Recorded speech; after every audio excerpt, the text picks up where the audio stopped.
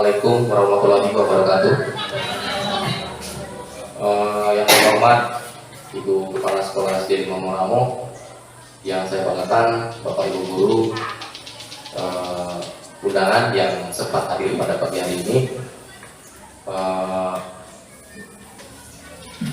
Puji dan syukur kita panjatkan pada Tuhan Yang Maha Kuasa, yang mana pada pagi hari ini kita semua bisa hadir di tempat ini dalam rangka memenuhi undangan saya sebagai salah satu tugas calon guru penggerak tentang pengimbasan budaya positif di lingkungan sekolah SD 5 Moramo khususnya, dan di lingkungan sekolah Bapak Ibu Guru sekalian umumnya. Assalamualaikum warahmatullahi wabarakatuh. Dan selamat pagi Bapak Ibu Guru yang saya hormati. Pertama-tama mari kita memanjatkan puji syukur kehadirat Tuhan Yang Maha Esa, karena pada hari ini kita bisa menghadiri kegiatan kita yang sudah kita agendakan dengan kondisi yang sehat dan cuaca yang cerah. Sebagai awal dari pertemuan kita ini, saya mengucapkan terima kasih banyak atas kehadiran Bapak Ibu Guru yang jadi tamu undangan. Sudah menghadiri, malah menyempatkan hadir di tempat ini dalam rangka mengikuti kegiatan penyebaran budaya positif di lingkungan sekolah. Adapun kegiatan ini sampai melibatkan Bapak Ibu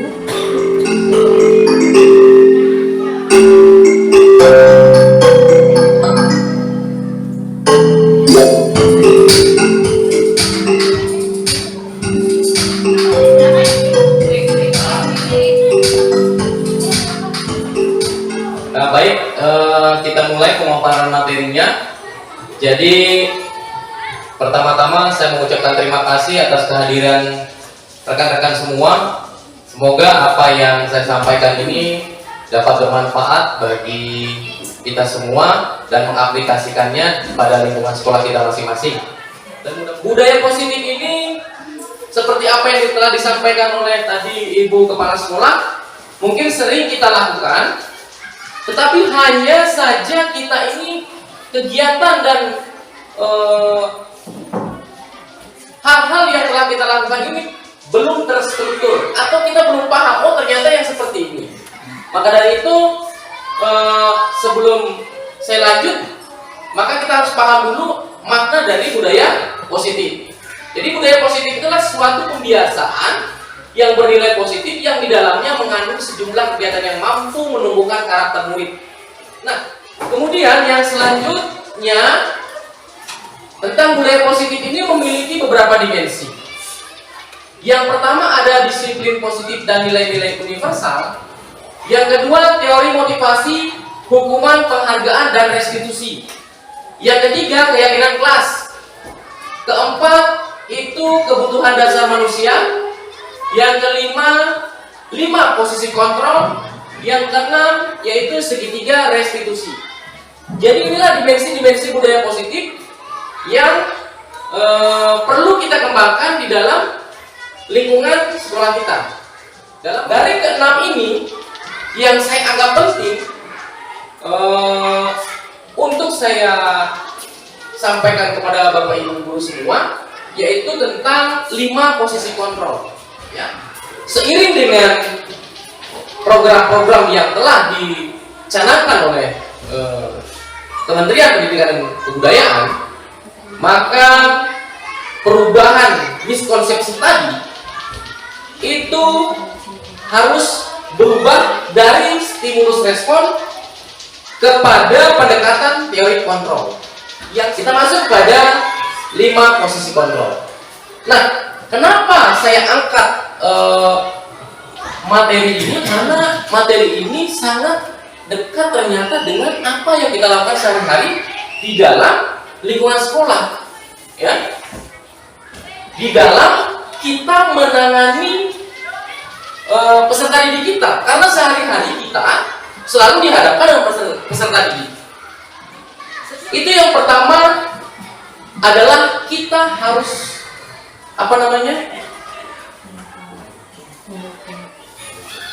berposisi kontrol sebagai penghukum. Yang kedua, posisi kontrol sebagai pembuat merasa bersalah. Yang ketiga sebagai teman, yang keempat sebagai pemantau, dan yang kelima sebagai manajer. Oke, yang pertama ada posisi kontrol kita sebagai penghukum, ya. Jadi posisi kontrol kita sebagai penghukum itu artinya bahwa seorang penghukum bisa menggunakan hukuman fisik maupun verbal. Kemudian yang kedua, pembuat merasa bersalah.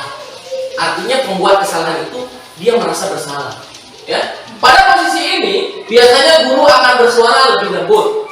Pembuat rasa bersalah akan menggunakan keheningan yang membuat orang lain merasa tidak nyaman, bersalah atau rendah diri. Nah, kata-kata yang keluar dengan lembut akan seperti contoh, ingat, saya sangat kecewa sekali dengan kamu. Berapa kali Bapak harus memberitahu kamu, ya? Gimana coba kalau orang tuamu tahu kamu berbuat begini, ya kan? Nah, itu kata-kata yang termasuk di dalam kategori posisi kontrol pembuat rasa bersalah. Kemudian yang ketiga, ya, posisi kontrol kita sebagai teman. Posisi kontrol sebagai teman, di mana guru pada posisi ini tidak akan menyakiti murid, namun akan tetap berupaya mengontrol murid melalui persuasi. Persuasi ini pendekatan, ya. Posisi teman pada guru bisa negatif atau positif. Kemudian yang keempat, pemantau. Nah, ini posisi kontrol yang keempat, itu pemantau. Memantau berarti mengawasi. Pada saat kita mengawasi, kita bertanggung jawab terhadap orang-orang yang kita awasi, ya. Posisi pemantau berdasarkan pada peraturan dan konsekuensi. Jadi biasanya ciri dari posisi kontrol kita sebagai pemantau itu aturan-aturan yang telah kita buat dalam keyakinan kelas, ibaratnya seperti itu.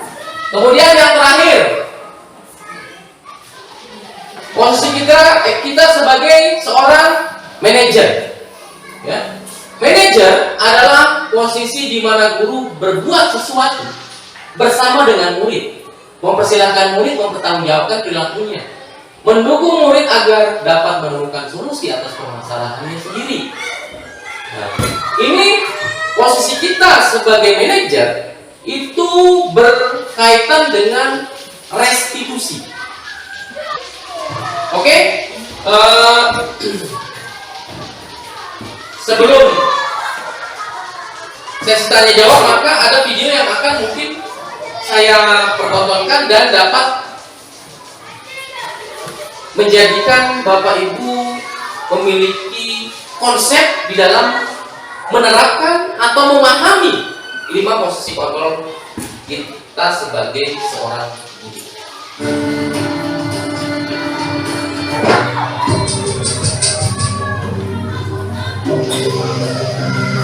Ini posisi kita sebagai seorang penghukum, ya.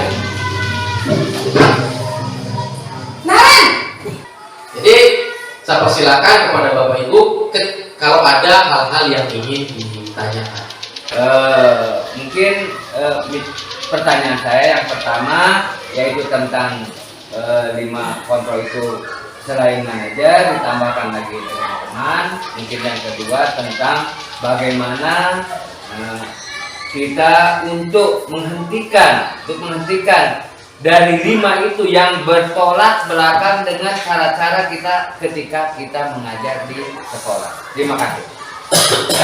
Jadi artinya kita sama-sama mencari solusinya. Baik, saya akan mencoba untuk menjawab pertanyaan yang disampaikan oleh Pak Gubernur, yaitu tentang bagaimana kalau posisi kita, kontrol kita sebagai seorang guru itu kita ambil manajer dan teman, begitu kan ya? Ya. Sesuai dengan lembaran yang saya berikan, yang saya edarkan, di situ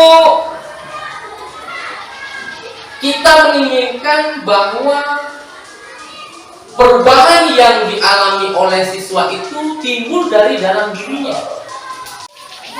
Ya, baik Bapak Ibu, sebelum saya tutup acara ini, maka saya akan melakukan post test. Setelah tadi di awal kita melakukan pretest, harus ada tindak lanjut yaitu post test.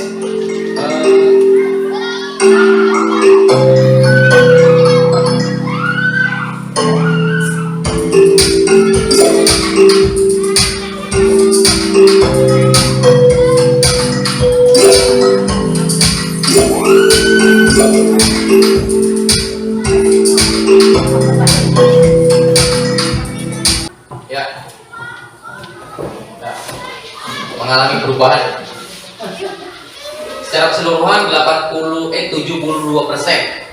Kalau yang tadi 50 lebih kayaknya persen. Oke, selamat Bapak Ibu, terima kasih atas kerjasamanya. Mudah-mudahan apa yang saya sampaikan dapat bermanfaat buat kita semua selaku guru, ya, yang selalu tiap hari dihadapkan dengan siswa dan tiap hari dihadapkan oleh permasalahan-permasalahan yang berhubungan dengan siswa. Mudah-mudahan di kesempatan lain kita bisa ketemu kembali di materi yang lain, ya. Artinya saya hanya bisa menyampaikan apa yang saya sudah sampaikan, yang bisa saya sampaikan. Kalaupun Bapak Ibu guru merasa misalkan kurang puas tentang materi yang saya sampaikan, saya mohon maaf yang sebesar-besarnya kalau hal itu menjadi problem di dalam perasaan Bapak Ibu semua. Jadi akhir kata saya ucapkan terima kasih, salam sehat, salam guru penggerak. Mudah-mudahan kita bertemu di lain kesempatan. Saya akhiri dengan ucapan terima kasih. Mudah-mudahan kita kembali ke rumah masing-masing masih dalam keadaan sehat dan tidak kurang satu apapun. Saya akhiri dengan ucapan wassalamualaikum warahmatullahi wabarakatuh. Om Santi, Santi, Santi Om, dan selamat pagi menjelang siang.